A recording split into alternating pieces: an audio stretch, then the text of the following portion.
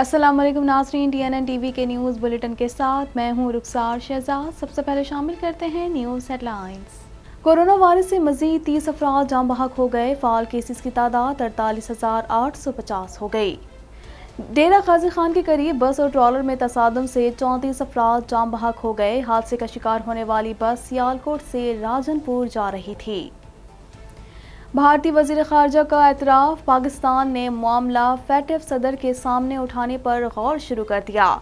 तर्जुमान दफ्तर ख़ारजा कहते हैं, जयशंकर के बयान ने मोदी सरकार का चेहरा बेनकाब कर दिया। फवाद चौधरी ने खित्ते के अमन के लिए मोदी हुकूमत की पॉलिसी को खतरा करार दे दिया। हमाद अजहर का कहना है कि भारत ने FATF को सियासत का निशाना बनाकर मजरू किया। पाकिस्तान में जिसको गद्दार का लक़ब दिया वो उतना ही वफादार है। मरियम नवाज कहती हैं, नवाज शरीफ ने कभी ये रोना नहीं रोया कि मोदी मेरा फ़ोन नहीं उठाता। मुझ पर इल्ज़ाम साबित करे, टीवी पर आकर इस्तीफ़ा दूंगा। खुर्शीद शाह कहते हैं, मौजूदा हुकूमत हर जिम्मेदारी पिछली हुकूमत पर डालती है। आज़ाद कश्मीर में कोई जमात कारकर्दगी की बुनियाद पर वोट नहीं मांग रही। मुस्तफ़ा कमाल कहते हैं, कश्मीरियों के हक़ में कोई कानून साजी नहीं की गई। कनाडा की फ़ौज में जिनसी हमलों की शिकायत बढ़ने लगी। गुज़िश्ता 6 माह में मुबैना तौर पर 170% इजाफा हुआ है। कनाडियन फ़ौज में 5 सालों में ख़वातीन को हिरासत करने के 726 वाक़यात रिपोर्ट हुए। ओंटारियो के प्रीमियर का तूफ़ान से मुतासर होने वाले इलाके का दौरा, शहरियों को होने वाले नुकसान का इज़ाला करने की यकीन दहानी कराई। कहते हैं कि जो कुछ भी करना पड़ेगा, हम लोगों की हर मुमकिन मदद करेंगे। कनेडियन सूबे क्यूबेक में हुकूमत का वैक्सीन के लिए इनामी स्कीम शुरू करने का ऐलान। 18 साल से ज़्यादा उम्र के अफराद $10 लाख तक नकद जीत सकते हैं। 6 अगस्त से हफ्तेवार कुरानदाजी का इनेकाद किया जाएगा। कनाडा भर में कोरोना वायरस के फैलाव में कमी का सिलसिला जारी। मरीजों की मजमूई तादाद 14,23,177 तक जा पहुंची। हलाकतें 24,499 हो गईं। अमेरिका का तालिबान से ईद उल अज़हा पर हथियार रख कर अमन अमल का इजहार करने का मुतालबा। सरबराह अफगान तालिबान का कहना था कि मुज़ाकरात के जरिए मसाइल के हल के लिए तैयार हैं। अफगानिस्तान की सरजमीन किसी भी मुल्क के खिलाफ इस्तेमाल होने की इजाज़त नहीं देंगे। अमेरिका में एक और वायरस ने स्तर उठाना शुरू कर दिया। मुतासरा शहरी नाइजीरिया से अमेरिका आया। 2003 के बाद से वायरस का पहला केस सामने आया है। मस्जिदुल हराम में ग़िलाफ़े काबा को तब्दील करने की रूह परवर तकरीब। मस्जिद निमरा में शेख बंदर बिन अब्दुल अजीज़ ने खुतबा हज में कहा, मुसलमान मसाइब और आजमाइशों पर सब्र करें, अल्लाह की खुशनुदी के लिए नमाज पढ़ो और कुर्बानी दो। दुनिया भर में कोरोना वायरस की तबाहकारियां जारी। इंडोनेशिया में कोरोना वायरस से 17 रोज़ में 114 डॉक्टर्स हलाक। लंदन में कोरोना लॉकडाउन की बेशतर पाबंदियाँ ख़त्म कर दी गईं। हेडलाइंस आपने जानी और अब खबरें तफसील के साथ।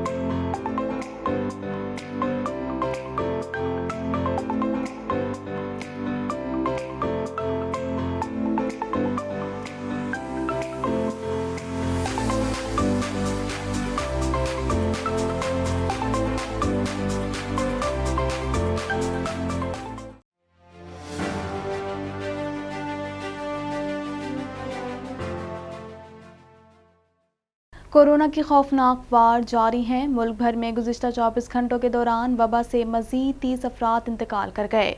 पाकिस्तान में फ़ाल केसेस की तादाद 48,850 तक जा पहुंची। मज़ीद जानते हैं इस रिपोर्ट में।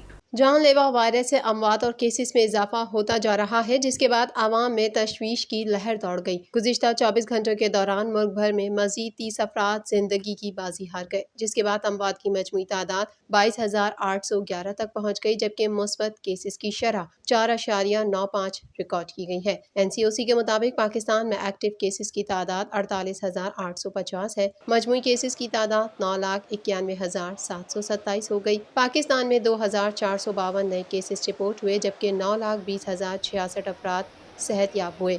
اعداد و شمار کے مطابق پنجاب میں 3,50,618، سندھ میں 3,56,929، خیبر پختونخوا میں 1,40,818، بلوچستان میں 29,110 اور اسلام آباد میں 84,722 کیسز رپورٹ ہوئے۔ آزاد کشمیر میں 22,116 اور گلگت بلتستان میں 7,414 افراد کورونا سے متاثر ہوئے۔ تونسا بائی پاس کے قریب مسافر بس اور ٹرالر میں تصادم کے نتیجے میں 34 افراد جاں بحق جبکہ متعدد زخمی ہو گئے۔ مزید جانتے ہیں اس رپورٹ میں۔ ڈیرہ غازی خان میں تونسا بائی پاس کے قریب انڈس ہائی وے پر مسافر بس اور مخالف سمت سے آنے والے ٹرالر کے درمیان تصادم ہو گیا، جس کے نتیجے میں بس میں سوار درجنوں افراد زخمی ہو گئے۔ زخمیوں کو فوری طور پر ڈیرہ غازی خان ٹیچنگ اسپتال منتقل کیا گیا، جہاں طبی عملے نے ابتدائی طور پر 34 افراد کے جاں بحق ہونے کی تصدیق کی، جبکہ متعدد زخمیوں کی اطلاعات ہیں۔ اسپتال انتظامیہ کا کہنا ہے کہ حادثے میں زخمی ہونے والوں میں سے کچھ کی حالت انتہائی تشویشناک ہے، جس کی وجہ سے جانی نقصان میں مزید اضافے کا خدشہ ہے۔ مقامی انتظامیہ کا کہنا ہے کہ حادثے کا شکار ہونے والی بس سیالکوٹ سے راجن پور جا رہی تھی۔ بس کے مسافروں کی اکثریت مزدور پیشہ ور افراد کی تھی اور وہ عید الاضحیٰ منانے اپنے آبائی علاقے جا رہے تھے۔ وزیر اعلیٰ پنجاب سردار عثمان بزدار نے ٹریفک حادثے میں قیمتی انسانی جانوں کے ضیاع پر گہرے دکھ اور افسوس کا اظہار کیا ہے۔ وزیر اعلیٰ عثمان بزدار نے کمشنر ڈیرہ غازی خان ڈویژن سے رابطہ کیا، زخمیوں کے علاج معالجے سے متعلق ہدایات دیں۔ انہوں نے کہا کہ ہماری تمام تر ہمدردیاں جاں بحق افراد کے لواحقین اور زخمیوں کے ساتھ ہیں۔ غم کی گھڑی میں جاں بحق افراد کے لواحقین کے ساتھ کھڑے ہیں۔ بھارتی وزیر خارجہ ایس جے شنکر کے FATF گرے لسٹ میں رکھنے کے لیے دباؤ ڈالنے سے متعلق اعتراف پر پاکستان نے بھارتی منفی کردار کا معاملہ FATF صدر کے سامنے اٹھانے پر غور شروع کر دیا۔ مزید جانتے ہیں اس رپورٹ میں۔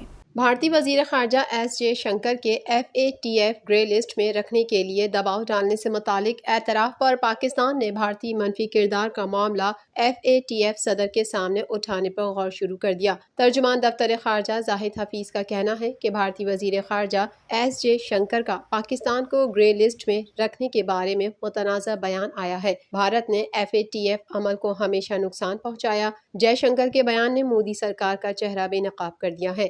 زاہد حفیظ نے کہا ہے کہ پاکستان ہمیشہ بھارت کے FATF کو سیاسی مقاصد کے لیے استعمال کا معاملہ اٹھاتا رہا ہے۔ پاکستان FATF ایکشن پلان پر عمل درآمد کے لیے تعمیری اور مخلصانہ کوششیں کر رہا ہے۔ پاکستان نے بھارت کے دوہرے معیار کو عالمی برادری کے سامنے بے نقاب کیا۔ انہوں نے کہا کہ بھارت نے FATF اہداف پر پاکستانی پیش رفت پر شکوک و شبہات پیدا کرنے میں کوئی کسر نہیں چھوڑی۔ پاکستان بھارت کے حالیہ اعتراف کو بھی FATF اور بین الاقوامی برادری کے سامنے رکھے گا۔ ایس جے شنکر کا حالیہ اعتراف بھارت کے کردار پر سوالیہ نشان ہے۔ ترجمان کا مزید کہنا تھا کہ منی لانڈرنگ، ٹیرر فائنینسنگ خاتمے کے لیے پاکستان کے ٹھوس قابل تصدیق اقدامات کو FATF نے سراہا۔ پاکستان بین الاقوامی شراکت داروں کے تعاون سے FATF اہداف کے حصول کے لیے پرعزم ہے۔ بین الاقوامی معیارات کے مطابق منی لانڈرنگ، ٹیرر فائنینسنگ کی روک تھام پاکستان کے اپنے مفاد میں ہے۔ بھارت کی پاکستان پر دباؤ ڈالنے کی کوششیں کبھی پوری نہیں ہوں گی۔ وفاقی وزراء چودھری فواد حسین اور حماد اظہر نے مودی سرکار کو شدید تنقید کا نشانہ بناتے ہوئے کہا کہ بھارت FATF میں تکنیکی پیش رفت اور اسے سیاست کا نشانہ بنا کر مجروح کر رہا ہے۔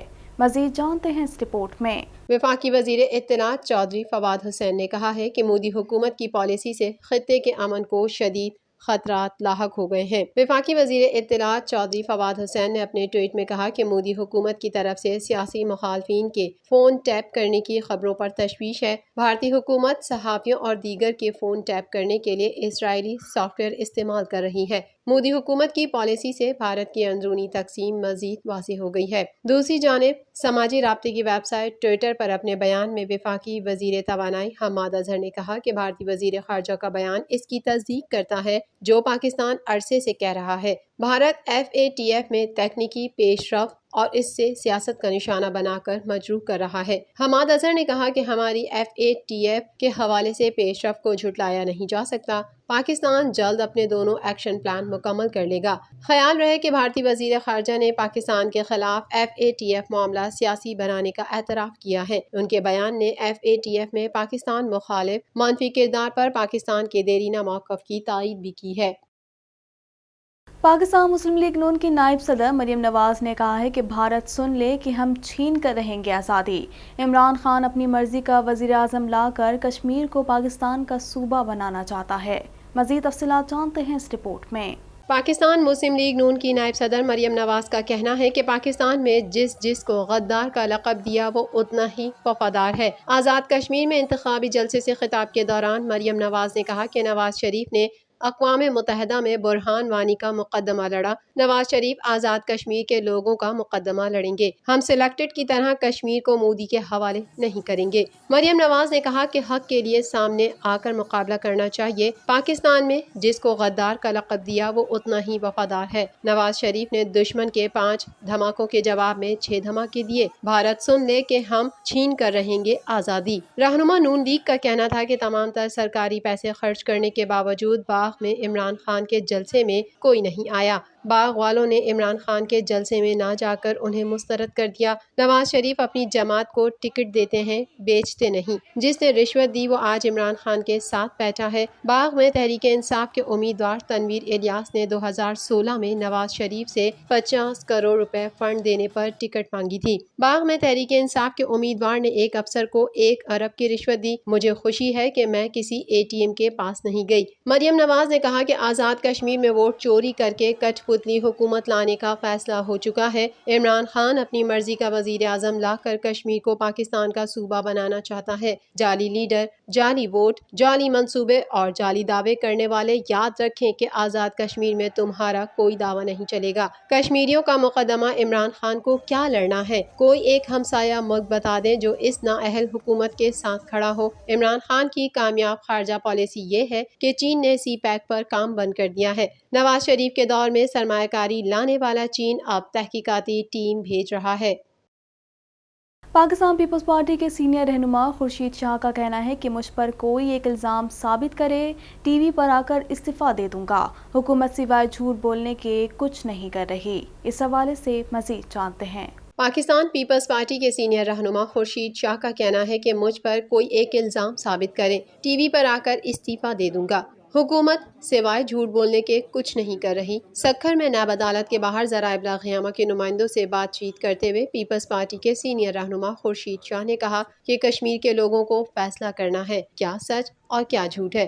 کشمیر الیکشن میں دھاندلی ہوئی تو حکومت کو بھگتنا پڑے گا۔ خورشید شاہ کا کہنا تھا کہ افغانستان سے متعلق ہماری پالیسی واضح نہیں ہے۔ جوائنٹ سیشن بلا کر پارلیمنٹ کو اعتماد میں لینے کی ضرورت ہے۔ موجودہ حالات پر حکومت نے اپوزیشن لیڈر سے رابطہ نہیں کیا۔ PP رہنما نے کہا کہ غریب کی فکر ووٹ لے کر آنے والی حکومت کو ہوتی ہے۔ یہ حکومت سوائے جھوٹ بولنے کے کچھ نہیں کر رہی۔ خورشید شاہ کا مزید کہنا تھا کہ موجودہ حکومت ہر ذمہ داری پچھلی حکومت پر ڈالتی ہے۔ انہوں نے کہا کہ سندھ میں اپوزیشن کا اتحاد اقتدار کے لیے ہے جو کامیاب نہیں ہوگا۔ چیئرمین PSP مصطفیٰ کمال نے کہا ہے کہ مقبوضہ کشمیر میں عوام 70 سال سے مظالم برداشت کر رہے ہیں۔